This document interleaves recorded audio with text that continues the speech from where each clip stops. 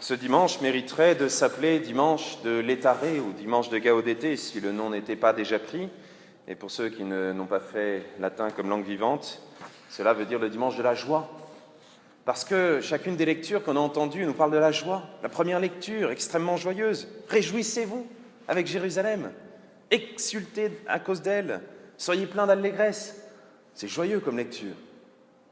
Et puis même dans le psaume, qui nous parle de toute la terre qui chante pour toi, qui chante pour ton nom. C'est beau. Alors, il y a juste un truc qui fait un peu bizarre au milieu, c'est Saint Paul. Saint Paul qui dit, c'est toujours un peu triste Saint Paul, Saint Paul qui dit « Je mettrai mon orgueil dans la croix de notre Seigneur Jésus-Christ. Mon seul orgueil, la croix. » Et la croix, même si on est attaché à la croix et qu'on est marqué du signe de croix, ça reste quand même un petit peu une image de la souffrance. La croix, c'est quand même un instrument de torture, un instrument de condamnation à mort. Et nous nous demandons comment accueillir la joie si au milieu il y a la croix. Qu'est-ce que c'est que cette joie d'ailleurs?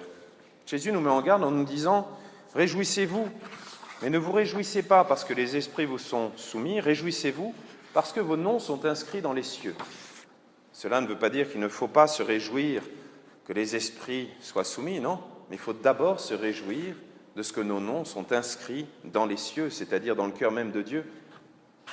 Mais qu'est-ce que c'est que cette joie? Pour beaucoup, les vacances vont commencer et la joie, c'est simplement d'avoir fini avec l'école.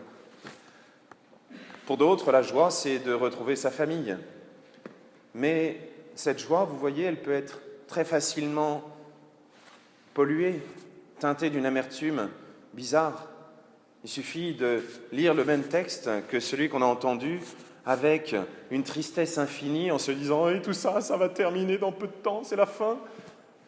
Vous savez, comme quelqu'un qui commencerait ses vacances et qui, dès le 3 juillet, dirait « mais bientôt, c'est la rentrée ».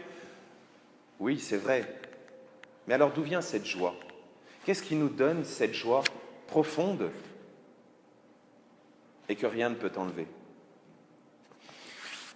Dans les autres joies que nous pouvons vivre, il y a la joie d'être, comme libéré, comme renouvelé.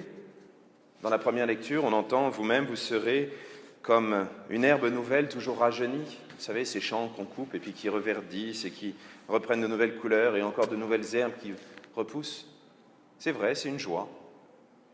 Il y a une joie qui est celle de la libération. Alors, dans les 72 disciples qui font leur compte-rendu, on entend des guérisons physiques. Mais tout ça, nous savons, ça passe. On entend des guérisons aussi spirituelles. Le démon tombait du ciel comme l'éclair, et il vous était soumis. Et ça, c'est important. Même si c'est difficile de voir le démon tomber du ciel comme l'éclair, ça c'est Jésus lui-même qui peut le voir parfaitement, nous-mêmes, nous pouvons le faire. Même s'il n'y a pas de confessionnal dans cette église, nous savons que nous pouvons nous y confesser. Nous savons que, quel que soit l'endroit, quel que soit le moment, il suffit d'attraper un prêtre et de dire « je veux me confesser » pour que le démon tombe du ciel et soit écrasé par terre. Mais qu'est-ce que c'est que cette joie que Dieu nous offre et qui est plus grande même que celle d'écraser le démon? Cette joie est une joie toujours nouvelle et définitivement ancrée. Cette joie, c'est celle d'avoir notre nom inscrit dans les cieux. Cette joie, c'est celle de notre baptême. Le jour où Dieu a inscrit, dans l'Apocalypse, c'est marqué sur sa paume, sur la paume de sa main, Dieu a inscrit notre nom. Dieu nous a pris, accueillis comme fils, comme fille. Et ça ne changera jamais. Pourtant, nous le savons, il ne suffit pas d'avoir son acte de baptême ou d'avoir une date de baptême écrite quelque part au bas d'un extrait d'acte de naissance ou de je ne sais quoi, pour qu'on soit des bons chrétiens, pour qu'on soit sauvés, pour qu'on soit dans l'amitié avec Dieu. Il faut le faire vivre, ce baptême. Alors, je vous propose une résolution pour les vacances. Ça va être assez simple, il s'agira de faire un deuxième gâteau de temps en temps. C'est de fêter votre anniversaire de baptême. Le pape lui-même nous a demandé ça, déjà plusieurs fois. Essayez de rechercher sur votre livret de famille, demandez à votre parrain, à votre marraine, regardez sur votre médaille de baptême, quelle est votre date de baptême. Et pour ne pas l'oublier, fêtez-la, chaque année. L'occasion de faire un gâteau, l'occasion d'inviter des amis, l'occasion de je ne sais quoi. L'occasion peut-être de faire un pèlerinage, de retourner aux sources, d'aller dans l'église où vous avez été baptisé. Mais plus profondément, l'occasion de dire à Dieu, Seigneur, un jour tu m'as fait une promesse, tu m'as accueilli comme fils, comme fille, aide-moi à mon tour à vivre en chrétien. Et ça, pour ça, nous avons 2 moyens que le Christ nous donne. Le premier, comme les disciples, d'être des messagers de paix. Vous avez peut-être remarqué à chaque fois que je rentre dans la maison d'un de mes paroissiens, dans n'importe quelle maison, je commence par faire un signe de croix en disant « paix à cette maison ». C'est ce que Jésus nous dit.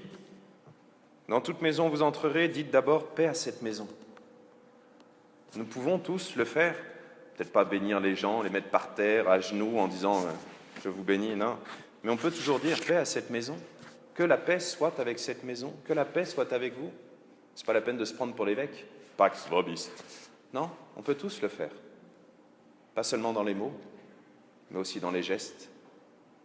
La deuxième chose que nous pouvons faire, c'est comme les 72, être des messagers pour préparer l'arrivée de Jésus. Le bon Dieu est proche, il est là, et il attend qu'une chose, c'est que notre cœur soit prêt.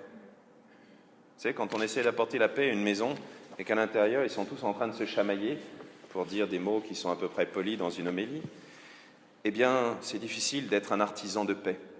Par contre, si dans la maison en question, nous sommes capables de faire la paix, de réconcilier, de pardonner, alors le jour où le Christ, lui qui est notre paix, veut débarquer, là, ça sera possible. Donc c'est ça les 2 choses que nous pouvons faire, être des ouvriers de paix et préparer la venue du Christ. Que Dieu nous aide à vivre de notre baptême et à le faire vivre autour de nous. Amen.